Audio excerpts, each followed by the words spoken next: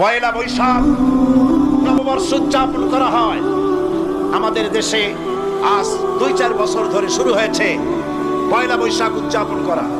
পয়লা বৈশাখে সকাল বেলায় বাসন্তী রঙের শাড়ি পরে সারা রাত রাস্তায় আলপনা এঁকে রমনা লেকের পাশে গিয়ে যুবতী আর যুবকরা বাসন্তী রঙের শাড়ি পরে সূর্য উদয়ের পানে করজোড়ে সেদিকে তাকিয়ে বলে, এসো হে নববৈশাখ স্বাগতম হে।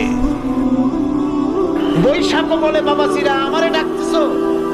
ওয়েট এন্ড সি, অপেক্ষা করো, আসতেছি। যে বৈশাখকে ডাকা হলো, স্বাভাবিক বৈশাখ কালবৈশাখী রুদ্র রূপ ধারণ করে 180 মাইল স্পিডে এসে বাড়ি ঘর কল কারখানা ভাঙ্গিয়া জনমের মতো স্বাগতম হে।